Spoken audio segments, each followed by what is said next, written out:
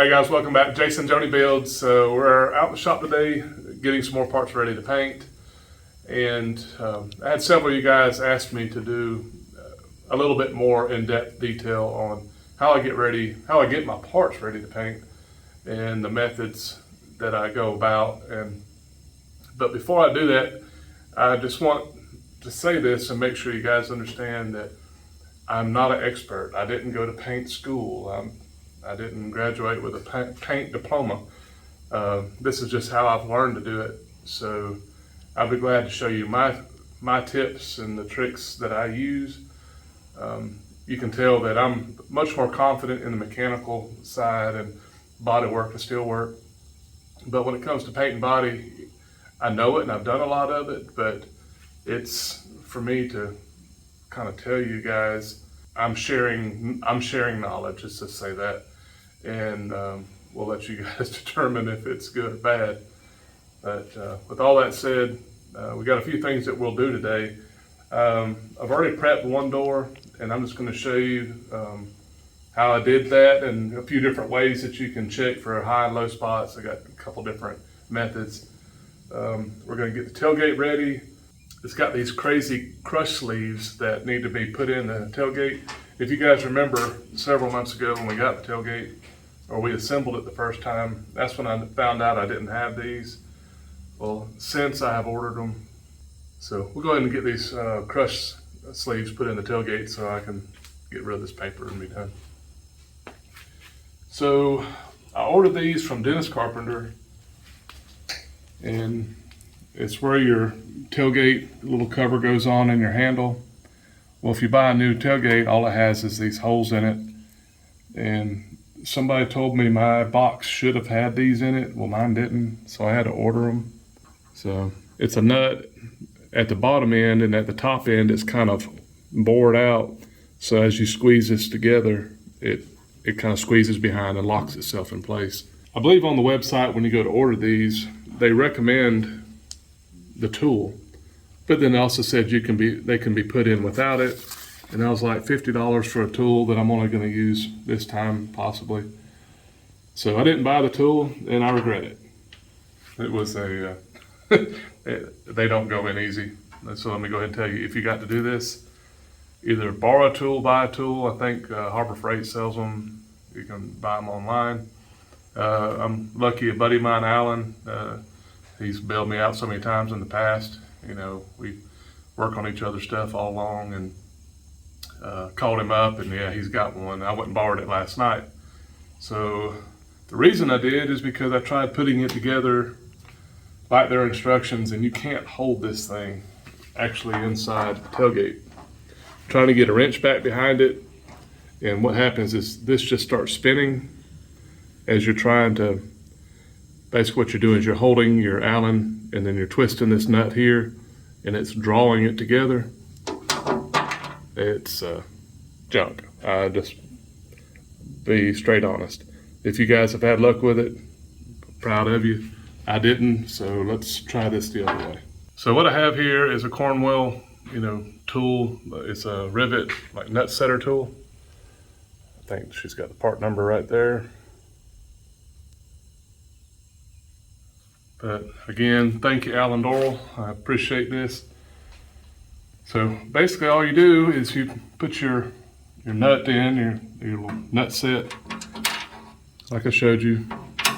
You get it put in the hole, set that on. Basically you just kind of screw it until it bottoms out. All right, that's down on it. Squeeze it like a rivet gun. Just like that.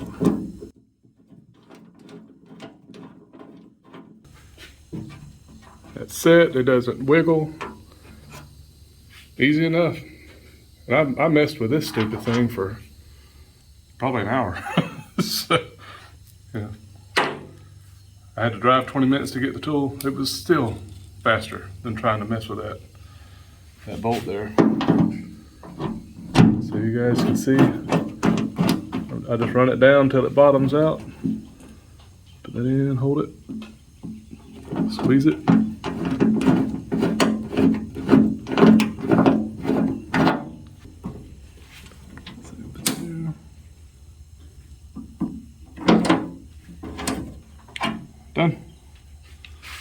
put that one in because I tested it first. So, Alan, thank you, brother. See you soon. Maybe I might keep it. He'll probably come looking for you. He will. Okay, so as you can see, this one is prepped. What I'm going to do here in a little bit when we get the other one done is we'll get some epoxy primer sprayed on it, and then as soon as I'll let the epoxy primer set for about an hour, and then I'll come back and I'll shoot 2K on top of it. We'll put about this probably only needs a couple 2 heavy coats on it of 2K high build primer, but we'll review that again here in a little bit. But how I got to this stage, first off, your parts are going to come in a EDP primer. Usually is that black primer. It's it's a good primer. Some people want to take it completely off, and that's kind of a chore, and I found it to be unnecessary. Some of you might think it's different, but what I do is I'll use like 120 grit, just a heavy grit, and really sand it good. If it's shiny, if you see that EDP shiny anywhere, you got to hit it. So make sure you get down the cracks and the grooves and all, because paint doesn't stick to it well. You can actually sometimes take your blowgun and blow paint right off of that stuff if it hasn't been prepped. So when you're dealing with that EDP primer on new panels, make sure you scuff it really good. And mine have already been done, and it's I've got high build epoxy primer on it right now, but it's not going to be enough. I'm going to cut through like I did in several places because I haven't blocked this is the inside portion of the doors yet. And I know that there's a bunch of little spot welds, and what I'm going to do is we're going to put some glazing putty on those and any other kind of imperfection in it. I'm not going for crazy perfect on the sides because these have got little wrinkles and ripples. It's from the pressing process. You're always going to see those. You see those in brand new cars. So no, I'm not going to prep the sides. I'm going to sand them. So let's get started. Okay, so step one is you knock all the shine off of the doors that you ordered, all the black shine. Right. Okay, and then step two would be spray. What's this stuff? Step 2 is epoxy primer. How much of that are you gonna put on there? We're gonna. I mean, because you've already done that. So how many layers of that stuff did you do? I just honestly, I think I just covered it. I just did maybe 1, maybe 2 if I didn't see anything. But I probably should have went heavier. I would, if I was smarter, I would have went heavier, but I didn't. Okay, so now we're up to this point. Yes. So step 3. Yep. Okay. So hope you guys got that. She's keeping me straight. So. All right, so now we're just in a good coat of epoxy primer. And what I have here is some guide coat. I've seen this in spray cans. You can buy it in a spray can and mist it on there, and it helps show you the high and low spots. Some primers have, as you sand it, you can actually see the color difference. You can see the unsanded portion of your primer, and that's how I do it a lot of times. When I did the final coat on the tub, I did use this because I didn't want to miss anything, because this will get in scratches. And basically what this is... Show me what this is. I'm going to show you what this is. This is Dry Guide. Anyways, there's no, I guess, real way to do this. What we'll do is, let's do half of it with it and half of it without, and that'll show you how this brings out some of the imperfections a little easier. So all I'm gonna do is just kind of rub it on. So it's kind of like a shoe polish? No. it's more dust. It's like you want to put polish on here. Well, no, I'm not saying that. I'm just saying that's what it kind of looks like. Yeah. So, all right, we'll just do that, and then we'll leave the top side. We'll block out without it, and just so I can show you how you see it. Next time I'm using a DuraBlock. I believe this one is 14 or 16 inch, don't really remember, but it seems to work. And I got 180 grit sandpaper. This is a sticky back sandpaper. Don't want to go any more aggressive than 180 right now because I don't have any filler on it. If I had filler, you could go back to 120. But this way I don't put a whole bunch of deep scratches in it. So now, actually I can already see some. Right now they're lighter, but when I sand it, they'll be the darker. This is where the spot welds are.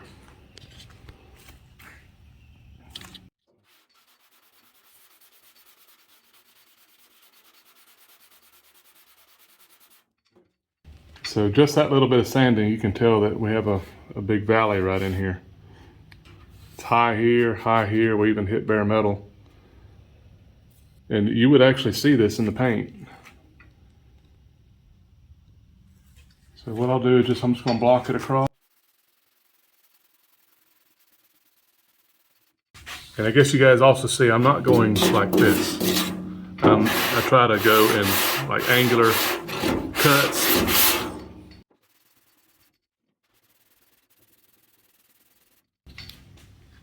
Oh, this is low. It's like you see all these low spots. I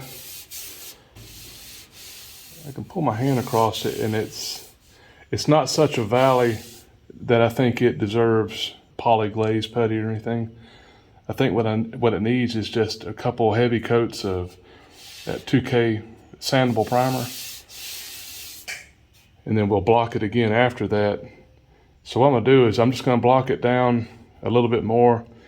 If I keep blocking in this area, I'm just making it low because I've already broke through to bare metal. The same thing back over here. So your tendency is want to just keep sanding, but you're not doing yourself any favors because you already have a high spot. Basically what I end up having to do is I see these, I'm gonna sand this out a little bit more, and then I'll start working up this edge, and then what I'll do is we'll get some regular paper just so I can scuff it, because I still have to sand it.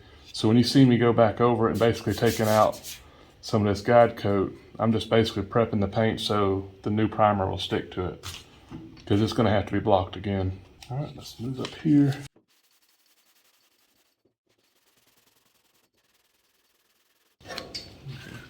I'll show you this upper side because I didn't put any of the guide coat up here, right? Let me blow this off. It's a little easier to see with the guide coat because you can tell that here again, we've cut the bare metal here, but we got a little impression here, a little valley. But come up here, Joni, and you can see this. Taking the camera, you can tell it, the lighter spots now is what has been sanded. And you can tell I've cut through the old EDP, and I'm down to bare metal right there. So this was a little high spot again. So once again, I can't really just keep sanding here other than prep it for more primer.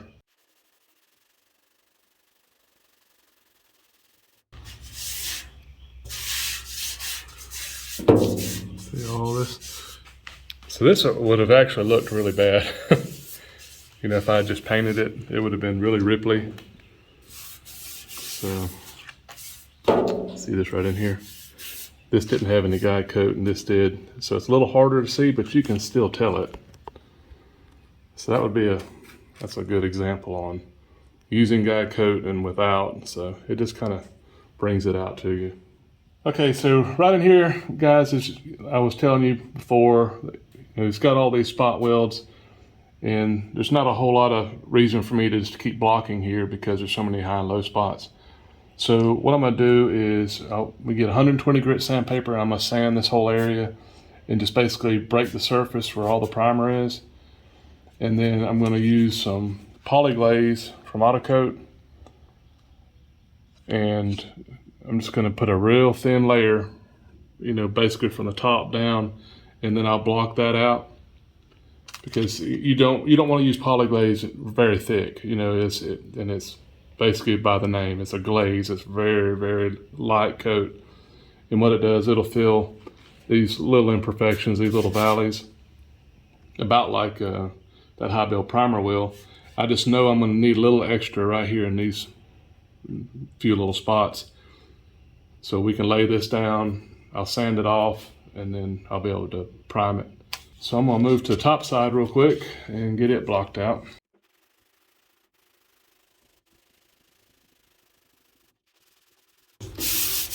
don't know if you saw that, Johnny, that changed direction. I come across to them going in one direction, I'm going back in the other, basically cross hatching. Right in here, you see these low areas? There's 2 more spot welds, and then right around this. I'm not gonna put any filler in this area because this is where you have the bolt that comes through and kind of pinches your vent window in. And I'm afraid if you put filler here, because it's going to still try to draw that in, it's going to bend it when you tighten it down. So I'm afraid you would end up cracking that filler, and it's going to distort anyway. So I don't worry about this area. I will fix these.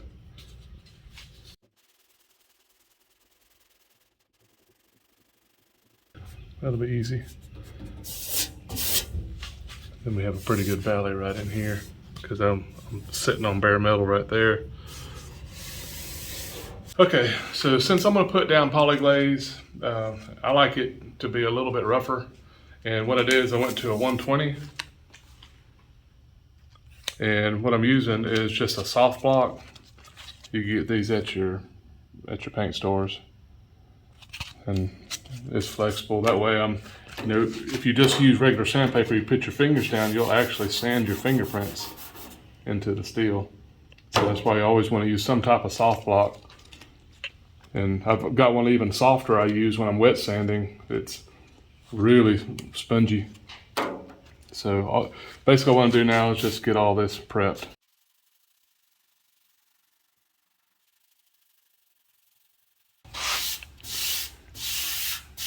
You see them now?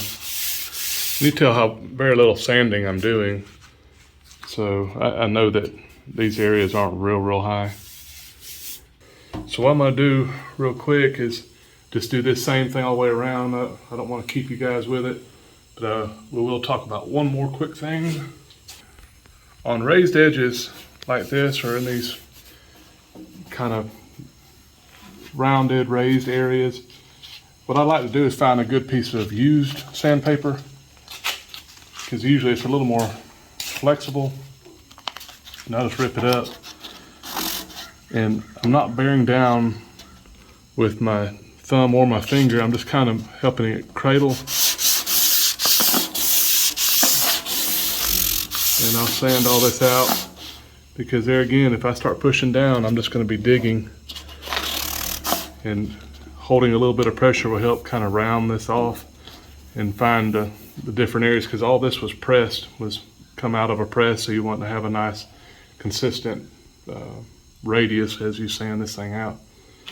So there again, I hope I'm not giving too much detail, but if you guys want to know how I do it, this is how I do it. So I'm going to do this all the way around too. Just nice and easy. And just keep working it. And remember that everything has to be sanded, because all this is going to be primed. So whenever you see these dark areas, I have to keep going, find a better way to get in here until I get all that sanded, because we want to make sure that primer sticks.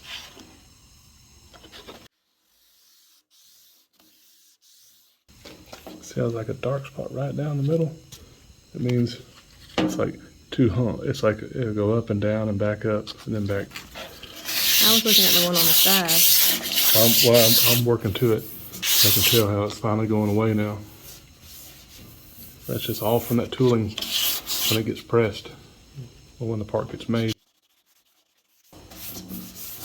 Now I broke through my primer, so I don't need to go any further.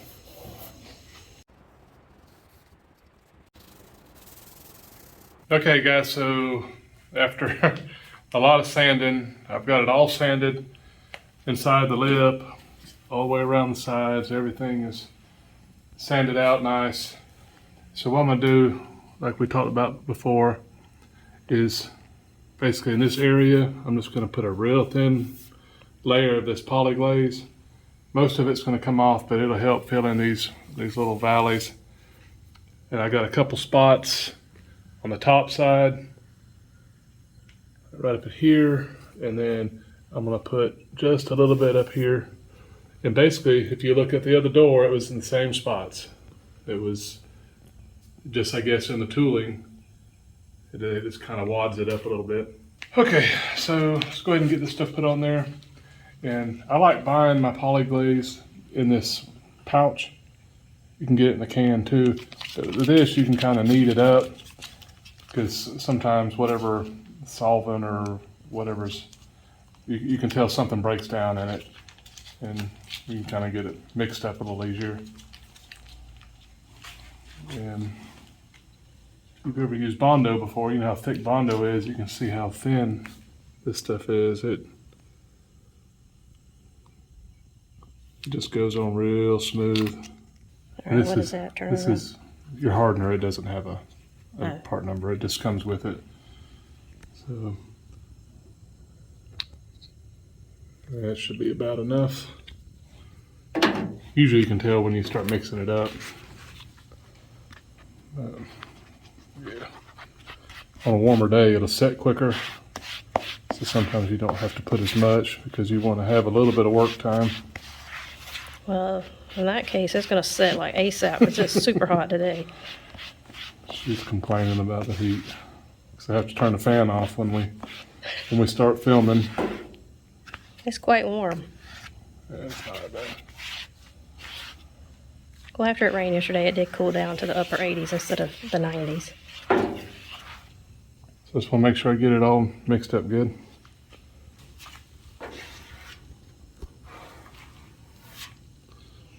See the little shiny spots? That's the low areas. And you can tell when it lays in there.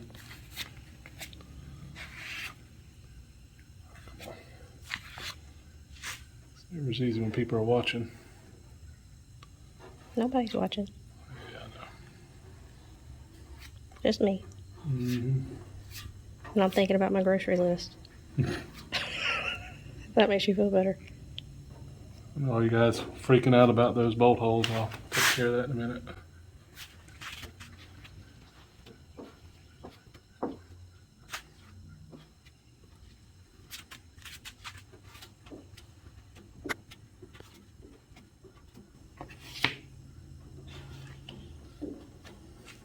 Ah, crap. That's it. I can't do anything else. See ya. Darn it. Just that fast. Yep. So you got to scrape that off. Yeah, I don't like leaving it because I don't feel like it had time to adhere. Golly, that was real time. You saw how fast that set. Told you, it's hot. Oh well. That's why this should have been finished before almost June. Doing the best we can. So we'll be back in a minute. We're gonna let it cure.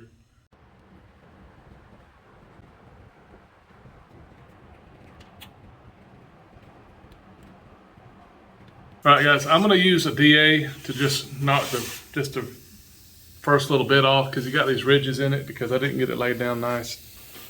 So I typically don't like to use a DA when I'm putting on glazing putty, but since it's set a little bit too quick, I can feather the edge back out over here and I'm gonna have to relay it anyways and put a little skim coat.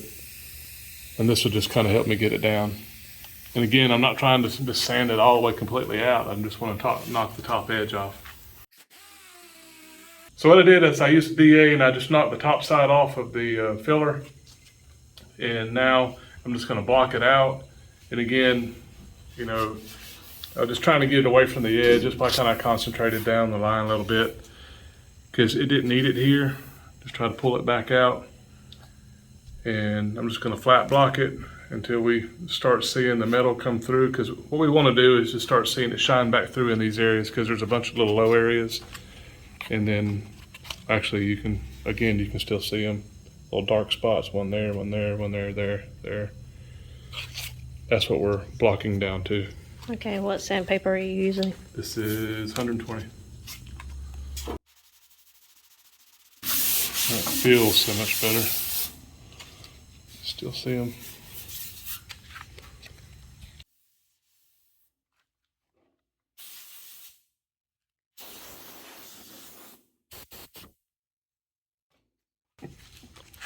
That's a good way to have this camera on the tripod.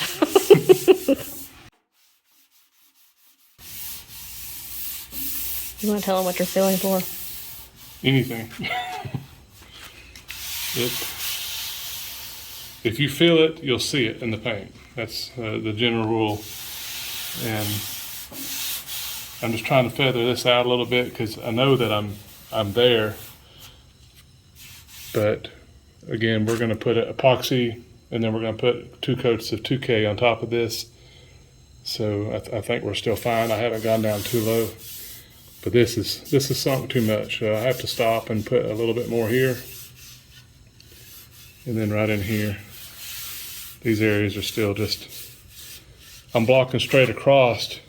You see how polished my edge is getting. That just means that this is all low. So I just need to do just a little bit. Again, I'm just gonna put it here, here, here, and here, and then I'm gonna let the primer take care of the rest. There's no need to make all this a big wipe again. It really does feel good, even though it doesn't look like it.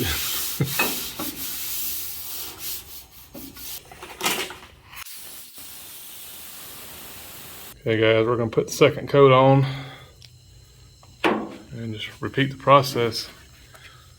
Here again is another reason why I haven't shown a lot of body work videos, because they just take so much time to do it with so little to show for it. But it's nothing you can rush. You just got to do it. And then about how long does this take to set? It'll set in about 10 minutes. Well, it's actually setting now, but it'll be ready to work in 10 minutes. All right, so we've got this side blocked out. So our next step is we're gonna flip it over, because I need to block the front side. And then once we get that blocked, probably tomorrow, I'll come in here, well by tomorrow, I'll have all this hung up and staged so I can spray it with epoxy primer and then 2 coats of the 2K urethane. So let's get it flipped over and block this other side. Okay guys, on this side we're gonna start our block with 180 or 180 grit paper. This side, I didn't say this before. If you guys remember, I've already blocked the body assembled. The fenders, the doors, and the tub. So I don't want to do a lot of correction I shouldn't find anything other than maybe a little wave or something, but as far as curvature corrections or anything, because everything has been blended to the body, to the fender, to the doors. So what I'm looking for now is like little waves across the bottom or inconsistencies around the door edges. And again, that's just from, where it's had a little bit of body work, a little bit of filler. This was the door we stretched. We had to add a little bit. Y'all can go back and see that video. Just because we had a really wide gap. So anyways, 180 grit paper, we got our block.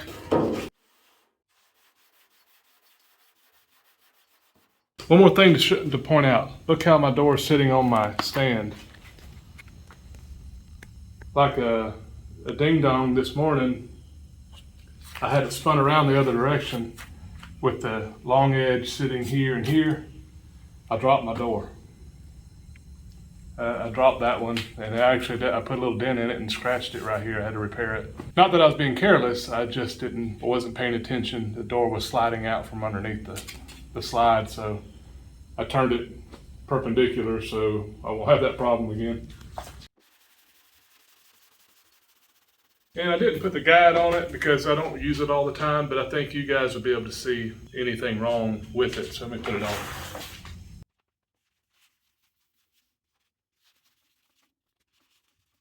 Let's do this again.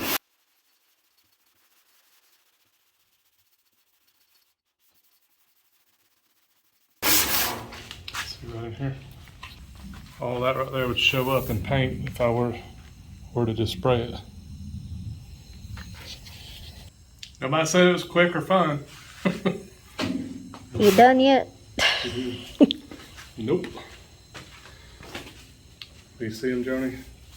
This is just all the areas that I had kind of worked before. You can tell where I blended at the tub and across the bottom. So, if to feel them, they don't feel bad, but you would see it. Can't go any further. Just cut through. Right there at these hinges, you know, when they stamp these things, they always usually have a little bend in here. It was close. But this is why we're doing it. Is that your cue? It's thundering. That means it's time to go. Joni won't be out here during a thunderstorm, so. We have too many massive oak trees around it. And we actually just had a huge branch fall out of one yesterday. Yeah, that's something else I gotta do. So I'm gonna continue blocking. It's basically a lot of the same. Let me tell you this real quick before she goes. When I get to bare metal, I have to stop. And like I did on the other side, I'm gonna have to just come in here with sandpaper and just rough the rest of this up so the paint will have something to stick to. And then we'll do... That's when you change from the 180 to the 120? No, I can still do it with this. It's just because this is just paint. We're not putting filler on. So I can stay with 180. But it's like here, I just cut through up here. Kind of the same thing. And I really don't need to go any further because you can see the second layer of the epoxy, because this is 2K primer. And that's the epoxy primer underneath. So I need to stop. But what I'll do is I'll sand it until we get that guide coat going. Just just easy sand right in here. And then we'll spray some primer on it again. This is what it takes to make sure your panels are straight. And I'll show you this before we put the primer on it. But I know Joni's not gonna be out here any longer, so see you guys in a minute. All right, well, the storm missed us. So Joni's back out here, and as you can see, I got the doors hung. I'm just getting them ready so I can spray them hopefully tomorrow. Put the primer on them tomorrow. But while she was gone, I finished them up, but I also seam sealed all the way around the door. That's a step you don't want to forget. You guys have seen me seam seal, so I wasn't going to show you that again, but it's just basically the same thing over again. It's like we did on the tub. That'll cure and it'll be ready to paint tomorrow. The panels are ready. I saw a couple spots where I just need to hit it with a small piece of paper, no problem. The rest of today, I'm gonna do the same process on the tailgate, which is block it, look for any inconsistencies. I think I'm gonna seam seal the edge. I'm not sure if everybody does that, but to me it seems like the right thing to do, because you have a lot of exposed area and places that you really can't get paint. So I may just go ahead and once I get it sanded, get my seam sealer put in here on both sides. All right guys, so it's the next day. I've got everything prepped. I've got it hung up, got my doors hung up. I've got the tailgate on my stand here. I just kind of try to blow the dust out of the shop and blow down around where I'm going to be working, so try to make sure this place is still really dusty, but as long as I'm not stirring it up and not aggravating it when I'm painting, it's no problem. So anyways, I did go ahead and seam seal the tailgate like I talked about yesterday. So the seam seal's done. I'm just basically inside those little corners. And I've blown it out and I've wiped it down one time already with Final Clean. I'm gonna do that one more time and then we'll tack it off. And then what I'm gonna do is I'm gonna spray it with epoxy primer. We're gonna let it set 45 minutes to an hour. And I'm gonna come back in and put 2, maybe 3 coats of 2K urethane high build primer on it. So the epoxy primer is protecting it because it's direct to metal, since I have a bunch of bare metal showing. And then I don't have to re-scuff the epoxy primer because I apply the 2K primer quick enough afterwards. So I think they say up to 5 days. After 5 days, you're going to have to scuff the epoxy primer before you can top coat it. So this way you spray it again, and then I'll be done. So let's mix up some paint and get this done because we've got another storm coming. This time of year, it's just, we're having to go between storms. Well, between humidity and storms. and it's getting humid. Well, it's constant humid down here, It's true. even in the winter. Okay, so this is my final prep, auto coat. So it just makes sure you get all the oils from your fingers and anything else you might have touched it with. And it's just a lint-free cloth. I buy these at Sam's. Just get a whole big pack of them.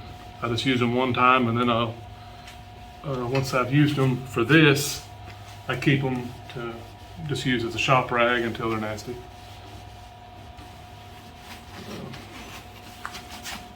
So now we're going to tack it off. I just have a soft tack cloth here. It doesn't have a part number on it, I don't believe, Johnny. But ask your paint provider which one to get, because there's different tackiness of them, and I think you need to use a certain one. Oh, there's a part number. This is the high tack, and for me doing single stage, they said this would be fine. I can't tell you which one to get because I don't really know. I kind of depend on them, but I do know that there's a difference. But the other thing, you don't want to just lay it flat, take it and open it up and just kind of ball it up. Ends up kind of looking like a loofah. Isn't that what it's called? A little bath sponge? Yeah. Am I not supposed to know that word? Probably not. You probably just lost your man card. So, it happens. All right. So then. Kind of looks like a hairnet. Right. But doesn't that look like kind of like a loofah? Well, now it does. So anyways, that's what I'm looking for. And you don't press down because you don't want to leave residue. It's just, you just kind of. What is this for? This picks up any little piece of trash, hair, lint, like from those supposed lint-free. And you do that after you. This is the last step before you spray. This is like the last hope that you've got everything off of it. You guys asked for this. This is every step that I go through when I'm getting ready to spray. Okay, so we're going to start off with our epoxy primer, and this isn't the same metal lock that I was using before. You guys saw that I was using for my direct to metal. This is an Omni PPG brand paint, and Ken, I'm sorry you were closed and I was in a pinch one weekend. Uh-oh. Yeah, so I had to get this from, I forget, it's like CarQuest. But I don't like it as well because it doesn't sand as good. That's why I want to top coat it soon, so I won't have to sand this mess because it kind of gums up your paper. It's a good primer. It just doesn't have that high build properties that the metal lock does with the filler in it. So what's the kind you do prefer? Metal lock. Do you have one of those cans so we can show them? I'll have to look back on our other videos. I don't remember the part number. Okay. But it sprays like Nason, this 2K high build primer. It's heavy, and when it goes on, it sands well. This right here doesn't sand worth crap.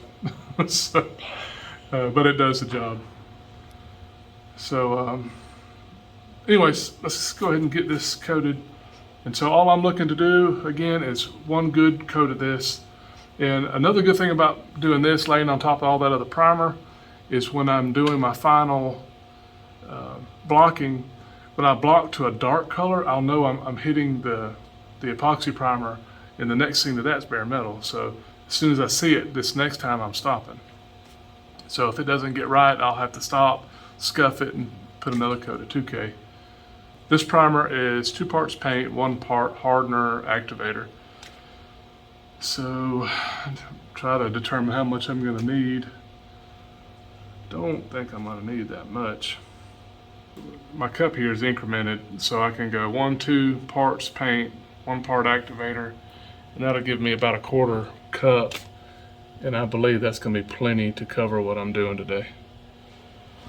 I've already stirred this real good with my handy dandy paint mixer.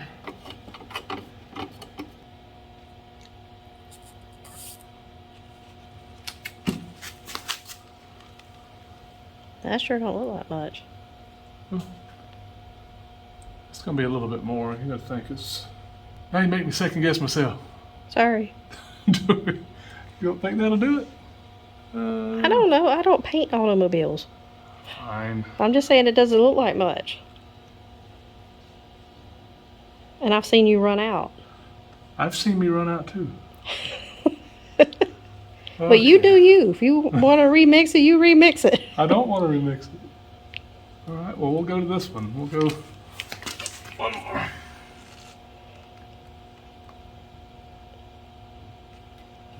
This is on a 2-to-1 scale here. So what I can do is I go 2 here, and I'll go 1 hardener.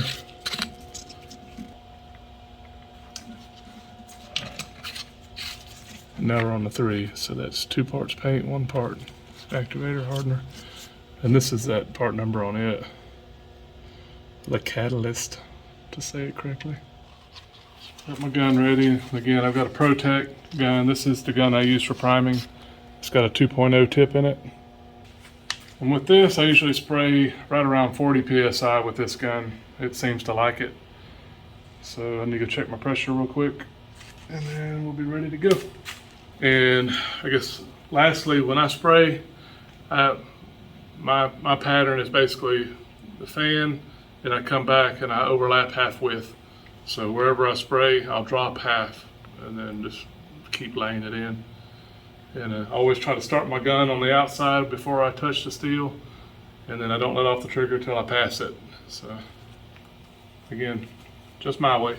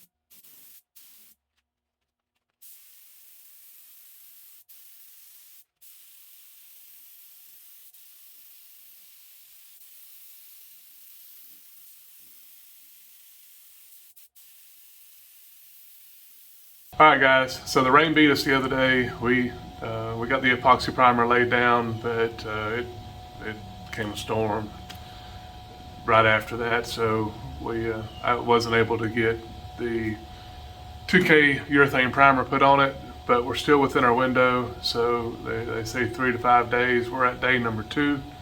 So I'm gonna go ahead and get the primer shot on it this morning. So we're just gonna put 2 to 3 coats on it, using the same pattern that I was doing yesterday. Kind of, lay it down, then basically just drop half, and just split your coverage, and get this done. And then we'll be back next week, and we'll do our final block and shoot some paint on it. I know it's been a drawn out video, but I'm just showing you guys all of our steps. So. And lastly, this morning I went back and I tacked it again with the same tack cloth we used earlier. So it's tacked off, it's ready to go. So let's get this done.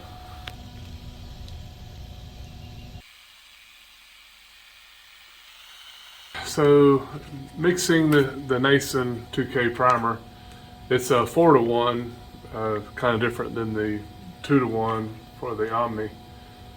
So again, I'm going to do quite a bit. So like I said, I wanted to do 2 to 3 coats. So I'm just going to go ahead and mix a pretty good cup of it.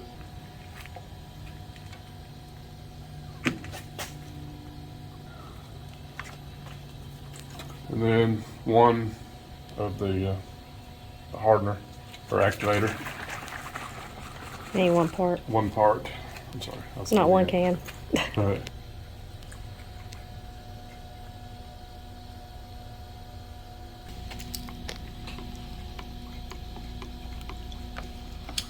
All right, guys, so I'm just gonna go ahead and get this shot. Joni's gonna head back to the house, and I'll try to set the camera up and get a couple shots while we're spraying this. But it's no different than what I did just a few seconds ago in the video, spraying the epoxy. So we'll be back next week, trying to put some more color on. I appreciate you guys hanging with us. If you ever have any suggestions, just let us know. You can email us at jasonandjonibuilds@gmail.com. And again, you guys take care.